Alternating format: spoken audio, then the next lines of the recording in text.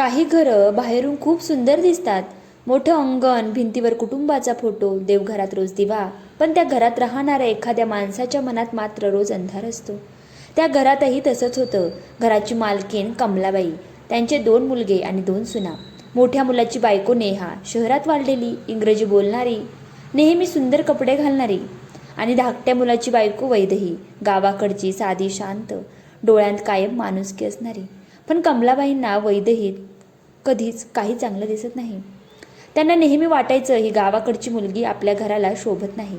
वैदेही जेव्हा पहिल्यांदा त्या घरात आली, तिच्या हातावर अजून मेहंदीचा रंग होता, डोळ्यांत संसाराची स्वप्न होती आणि मनात एकच इच्छा होती, या घरात मला आईचं प्रेम मिळावं. पण उंबरठा ओलांडताच तिचं स्वप्न पहिल्यांदा तुटलं. कमलाबाई तिला वर खाली पाहत म्हणाल्या, अगं जरा नीट उभी राहा. गावाकडे चालतं हे सगळं, पण इथे थोडं शहरासारखं वागायला शिक आत्तापासूनच. त्या क्षणी वैदेही फक्त हसली, कारण काही मुली पहिल्याच दिवशी रडत नाहीत, त्या मन मारून गप्प राहायला शिकतात. दुसऱ्या दिवशी पहाटे सगळं घर झोपलं होतं. वैदेही उठली, तिने अंगण झाडलं, देवाला फुलं वाहिली आणि स्वयंपाक सुरू केला. तिच्या हाताला चटका बसला, पण तिने आवाजही केला नाही. तेवढ्यात नेहा उठून खाली आली. कमलाबाई लगेच धावत गेल्या, अगं नेहा, तू कशाला एवढ्या लवकर उठलीस आणि एवढ्या लवकर? तुझी स्कीम होईल खराब ग या धुरामुळे. आणि त्या क्षणी वैदेहीकडे वळून पाहिलं. पोळ्या अजून झाल्या नाहीत? तुमच्याकडे गावाकडे एवढा वेळ लावतात का कामाला? वैदेहीच्या हातावर चटका अजूनही जळत होता, पण तिच्या मनाला जास्त जळत होता. एकदा घरात पाहुणे आले होते. नेहा सुंदर ड्रेस घालून खाली आली. कमलाबाई अभिमानाने म्हणाल्या, ही माझी मोठी सून, किती स्मार्ट आहे ना, सगळं इंग्रजीत बोलते. सगळे तिचे कौतुक करत होते. तेवढ्यात वैदेही स्वयंपाकघरातून चहा घेऊन आले. कमलाबाई हसत म्हणाल्या, आणि ही धाकटी गावाकडची आहे, जास्त काही शिकलेली नाही, पण घरकाम येतं तिला, सगळं करते ती. ते एका वाक्याने वैदेहीच्या मनात कुठेतरी काहीतरी तुटलं, कारण घरकाम करणं ही तिची ओळख नव्हती, पण त्या घरात तिला फक्त कामवालीसारखं स्थान मिळालं होतं. रात्री सगळे झोपले होते. वैदेही मात्र स्वयंपाकघरात भांडी धुत होती. तिचे डोळे सतत भरून येत होते. तिचा नवरा सौरभ मागून आला. वैदेही, ती पटकन डोळे पुसत म्हणाली, हो बोला ना. तू रडतेस का? नाही. माझ्याकडे पाहून बोल. तेवढ्यात तिचा बांध फुटला. मी एवढी वाईट आहे का हो? मी शहरातली नाही म्हणून, माझं बोलणं साधं आहे म्हणून, माझं राहणीमान साधं आहे, आई मला एवढं कमी का समजतात? सौरभ शांत उभा राहिला, कारण कधी कधी प्रेम करणाऱ्या माणसाकडेही उत्तर नसतं ना. वैदेही पुढे म्हणाली, मी दिवसभर प्रयत्न करते, त्यांना खुश ठेवण्याचा प्रयत्न करते, पण त्यांचं एक प्रेमाचं वाक्य मला आजपर्यंत मिळालं नाही. हे बोलताना तिचा आवाज थरथरत होता. ती पुढे म्हणाली, माझी आई म्हणायची, सासरी गेल्यावर सासूला आई समज, आणि जसे मला जीव लावते तसं तिलाही लाव. पण इथे मी रोज आई शोधते आणि रोज हरते. ते रात्री वैदेही घराच्या मागच्या अंगणात एकटी बसून होती. गार वारा वाहत होता, पण तिच्या मनात फक्त वेदना होत्या. तिने आकाशाकडे पाहिलं आणि हळूच पुटपुटली, देवा, माणूस गरीब असला, गावाकडचा असला, तर त्याला प्रेम मिळायचा अधिकार नसतो का रे? मला एवढं एकच उत्तर दे. आणि ते बोलतानाच तिच्या डोळ्यांतून अश्रू गालावर खाली पडले, कारण काही मुली मोठ्याने रडत नाहीत, त्या शांतपणे तुटून जातात, रोज प्रत्येक शब्दासोबत. सकाळची वेळ होती. घरात लगबग सुरू होती. कमलाबाईंच्या माहेरचे पाहुणे येणार होते. नेहा आरशासमोर उभी राहून तयार होत होती आणि वैदेही ती स्वयंपाकघरात एकटी धावपळ करत होती. गॅसवर भाजी, दुसऱ्या बाजूला पुरण शिजत होतं. हाताला गरम वाफ लागत होती, पण ती थांबत नव्हती, कारण तिला एकच भीती होती, आज काही चूक झाली तर पुन्हा सगळ्यांसमोर माझा अपमान करतील आई. तेवढ्यात कमलाबाई आत आल्या. त्यांनी भांड्याकडे पाहिलं आणि कपाळावर आठ्या आल्या त्यांच्या. अगं वैदेही, एवढा तेलकट मसाला कोण करतं? तुमच्याकडे गावाकडे लोक असंच खातात का, तेल जास्त घातलेलं? वैदेही घाबरत म्हणाली, आई, मी कमी करते आत्ता. राहू दे, केला आहे तर. तुला सांगून काही उपयोग नाही तुझा. त्या शब्दांनी तिच्या हातातला चमचा हलकेच थरथरला. थोड्याच वेळात पाहुणे आले. घरात हशा सुरू झाला. कमलाबाई सतत नेहाचं कौतुक करत होत्या. आमची नेहा ना ऑफिस आणि घर दोन्ही किती छान सांभाळते. नेहा फक्त हसत होती. तेवढ्यात एक काकू म्हणाल्या, आणि धाकटी सून कुठे, ती काय करते? कमलाबाई लगेच हसल्या. अगं तिला बाहेरच्या लोकांमध्ये फारसं वावरता येत नाही. गावाकडची आहे ना, साधी भोळी माणसं गावाकडची, अडाणी. स्वयंपाकघरातल्या दाराआड उभी असलेली वैदेही हे सगळं ऐकत होती. तिच्या डोळ्यातलं पाणी तिने पुन्हा गिळलं, कारण त्या घरात तिला रडायचीही परवानगी नव्हती. दुपारी जेवण वाढताना वैदेही सगळ्यांना प्रेमाने वाढत होती. एक काका म्हणाले, अगं वा, पुरणपोळी तर खूप छान झाले. वैदेहीच्या चेहऱ्यावर हलकसं हसू आलं. पण तेवढ्यात कमलाबाई म्हणाल्या, अहो, मी सकाळपासून तिच्या मागे उभी होते म्हणून झाली चांगली, नाहीतर हिला काय जमते अजून. हे ऐकताच वैदेहीचं हसू तिथेच थांबलं. कौतुकाचा तो एक क्षणही तिच्या नशिबात नव्हता. संध्याकाळी सगळे बाहेर गप्पा मारत बसले होते. वैदेही मात्र एकटी कपडे घडी करत होती. तेवढ्यात नेहा आत आली. ती थोडा शांत आवाजात म्हणाली, वैदेही, तुला एवढं मनाला लावून घ्यायची गरज नाही. वैदेही हलकसं हसली. मी प्रयत्न करते ताई, पण काही शब्द ना खूप लागतात. नेहा काही बोलली नाही, कारण तिलाही माहिती होतं कमलाबाई वैदेहीसोबत चुकीचंच वागत होत्या. पण तिने कधी आवाज उठवला नव्हता. त्या रात्री सौरभ कामावरून उशिरा घरी आला. वैदेही त्याच्यासमोर जेवण वाढत होती. तो तिच्या हाताकडे पाहत म्हणाला, अगं, हाताला एवढं भाजलं कसं? वैदेही पटकन हात मागे घेत म्हणाली, काही नाही. खोटं बोलू नकोस. तो उठला, औषध आणलं आणि तिच्या हातावर हळूवार लावू लागला. औषधापेक्षा त्याचा स्पर्श जास्त जळत होता, कारण दिवसभरात पहिल्यांदाच कोणीतरी तिची काळजी घेत होतं. तेवढ्यात वैदेहीचा आवाज थरथरला. सौरभ म्हणाला, बोल. मी खरंच एवढी कमी आहे का रे? सौरभच्या हाताची हालचाल थांबली. ती पुढे म्हणाली, आईंच्या डोळ्यात मी कधीच चांगली दिसत नाही. त्यांना माझं कधीच काहीही आवडत नाही. मी कितीही केलं तरी. आणि अचानक तिच्या डोळ्यांतून अश्रू गळाले. तिचा बांध फुटला. कधी कधी वाटतं, मी जर शहरातली असते ना, तर कदाचित मला थोडंसं प्रेम मिळालं असतं.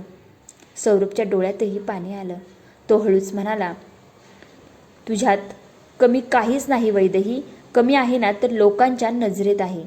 त्या रात्री वैदेही झोपलीच नाही. ती देवासमोर बसली होती.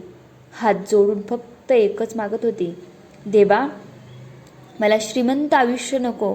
फक्त एक दिवस असा दे ज्या दिवशी मला या घरात कमी समजलं जाणार नाही. माझी फक्त एवढी एक इच्छा पूर्ण कर. आणि देवासमोर बसलेली ती मुलगी पहिल्यांदा स्वतःसाठी रडत होती. त्या दिवशी घरात सगळे आनंदात होते. नेहाचा वाढदिवस होता. घर सजवलं होतं. रंगीत लाईट्स, केक, मोठमोठे गिफ्ट्स. कमलाबाई तर सकाळपासून नेहाच्या मागेच होत्या. अगं नेहा, आज तू काहीच काम करायचं नाही हां. तुझा बड्डे आहे ना, तू फक्त मस्त आराम कर, तयार हो आणि तुला हवं ते कर. आणि बाकीचं सगळं वैदेही करेन ना. आणि वैदेही, ती पहाटेपासून स्वयंपाकघरात उभी होती. सगळ्यांसाठी जेवण, स्नॅक्स आणि केकची तयारी एकटीच सगळं करत होती.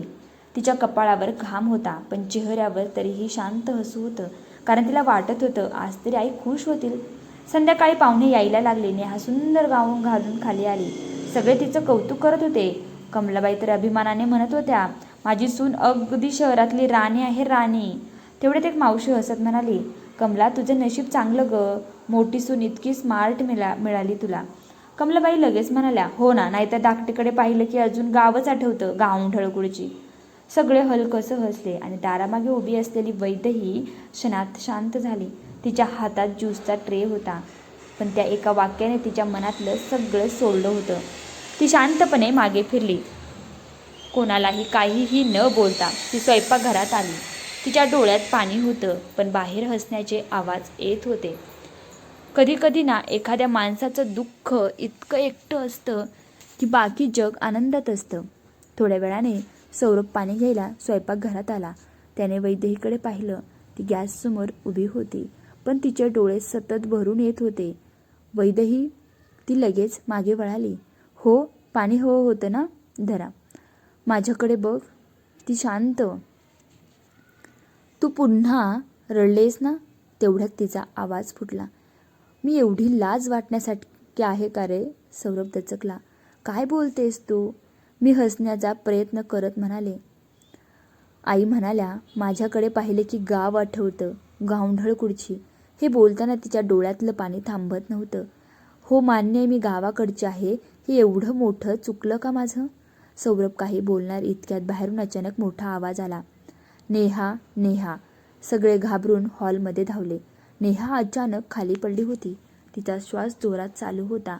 कमलाबाई घाबरून रडायला लागल्या. अगं कोणीतरी डॉक्टरला फोन करा. घरात गोंधळ उडाला. कोणाला काय करावं कळत नव्हतं. नेहाचा हात थंड पडला होता. कमलाबाईंचे हात थरथरत होते आणि त्या क्षणी सगळ्यांच्या पुढे वैदेही धावत आली. तिने लगेच नेहाचं डोकं मांडीवर घेतलं. ताई ताई डोळे उघडा. ती घाबरली होती पण तिचा आवाज शांत होता. सौरभ पटकन गाडी काढा. बाबा पाणी आणा. आई तुम्ही शांत बसा, काही होणार नाही. पहिल्यांदाच त्या घरात सगळे वैदेहीचं ऐकत होते. नेहाला हॉस्पिटलमध्ये नेण्यात आलं. डॉक्टर आत गेले. बाहेर कमलाबाई सतत रडत होत्या. त्यांच्या ओठांवर फक्त एकच नाव होतं, माझी नेहा. आणि त्या कोपऱ्यात वैदेही शांत बसली होती. तिच्या हातावर अजूनही नेहाचं डोकं ठेवताना लागलेलं रक्त होतं. पण तिच्या मनात एकच भीती होती, देवाताईंना काही होऊ नको. तेवढ्या डॉक्टर बाहेर आले आणि त्यांनी एक वाक्य सांगितलं, जे ऐकून कमलाबाईंच्या डोक्याखालची जमीनच सरकली. डॉक्टर बाहेर आले. कमलाबाई लगेच त्यांच्या जवळ गेल्या. त्यांच्या डोळ्यांत भीती होती. हात त्यांचे थरथरत होते. डॉक्टर माझी सून ठीक आहे ना? डॉक्टर शांत आवाजात म्हणाले, घाबरू नका. आता धोका टळलाय. पण थोडा उशीर झाला असता तर परिस्थिती गंभीर झाली असती. कमलाबाईंच्या डोळ्यात पाणी आलं. त्या रडत म्हणाल्या, देवाचे लाख लाख आभार. तेवढ्या डॉक्टर पुढे म्हणाले, खरं सांगायचं तर वेळेत तिला हॉस्पिटलमध्ये आणलं गेलं म्हणूनच ती वाचली आणि त्यासाठी तुमच्या धाकट्या सुनेचं कौतुक करायला हवं. कमलाबाई क्षणभर शांत झाल्या. वैदेहीचं? हो. ती जर घाबरली असती, वेळ घालवला असता तर पेशंटचा वाचवणं कठीण झालं असतं. ते एका वाक्याने कमलाबाईंच्या डोळ्यांसमोर मागचे सगळे दिवस उभे राहिले. वैदेहीचे हसलेले भाजलेले हात, तिचं गप्प राहणं, तिचे ओले डोळे आणि स्वतःचे रोज टोमणे. गावाकडची आहे, तिला काय कळतं, गावढळ आहे ती, माझ्या घराला शोभत नाही. प्रत्येक शब्द आता त्यांच्या स्वतःच्या मनाला टोचत होता. थोड्या वेळाने नेहाला रूममध्ये शिफ्ट करण्यात आलं. सगळे आत गेले. वैदेही मात्र बाहेरच बाकावर शांत बसली होती. तिच्या डोळ्यांत झोप नव्हती पण काळजी मात्र होती.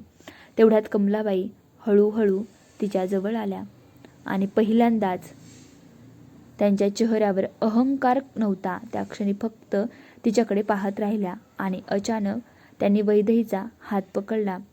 वैदेही दचकली. कमलाबाईंचा आवाज थरथरत होता. वैदेही? ती शांतपणे म्हणाली, हो आई. हे आई ऐकून कमलाबाईंचे डोळे भरून आले. त्या रडत म्हणाल्या, मला माफ कर बाळा. वैदेही स्तब्ध झाले. कमलाबाई पुढे म्हणाल्या, मी तुझ्यात नेहमी कमीपणा पाहिला, तुला नेहमी कमी समजलं, फक्त तू गावाकडची आहेस म्हणून. त्यांच्या डोळ्यांतून अश्रू सतत वाहत होते. पण आज कळलं, शहरात शिकून माणूस मोठा होत नाही, मनाने मोठं असावं लागतं. वैदेहीच्या डोळ्यातलं पाणी आलं. कमलाबाई तिचे हात हातात घेत म्हणाल्या, तू या घराची सून आहेस ग, तू या घराचा आधार आहेस. आणि हे ऐकताच वैदेहीचं मन भरून आलं. कारण तिने आयुष्यभरासाठी फक्त एकच गोष्ट मागितली होती, थोडंसं प्रेम, जास्त नाही, थोडंसं. तेवढ्यात आतून नेहाचा आवाज आला, वैदेही. दोघी आत गेल्या. नेहा बेडवर पडली होती. तिने हलकसं हसत वैदेहीचा हात पकडला. थँक्यू नेहा. वैदेही लगेच म्हणाली, ताई असं नका बोलू. नेहा डोळ्यात पाणी आणून म्हणाली, मी नेहमी शांत राहिले. आई तुझ्याशी चुकीचं वागत होत्या हे माहिती असूनही मी कधी तुझ्यासाठी बोलले नाही. मलाही माफ कर. वैदेही काही बोलली नाही. ती फक्त हलकसं हसली. कारण काही चांगली माणसं दुःखाचा हिशोब ठेवत नाहीत. काही दिवसांनी त्या घरात खूप काही बदललं होतं. कमलाबाई आता सकाळी वैदेहीसोबत स्वयंपाकघरात बसायच्या. कधी तिच्या हातचा चहा कौतुकाने प्यायच्या, तर कधी तिच्या डोक्यावरून प्रेमाने हात फिरवायच्या. एकदा तर सगळ्यांसमोर त्यांनी अभिमानाने म्हटलं, माझी धाकटी सून गावाकडची आहे, पण तिच्यासारखं मोठं मन शहरात शोधूनही मिळणार नाही. आणि हे ऐकताच वैदेहीच्या डोळ्यात पुन्हा पाणी आलं. यावेळी अश्रूचं नव्हता, ते होतं आयुष्यभर वाट पाहिलेल्या प्रेमाचं. ही छोटीशी स्टोरी तुम्हाला कशी वाटली कमेंट करून नक्की सांगा. व्हिडिओला लाईक करा, चॅनलला सबस्क्राईब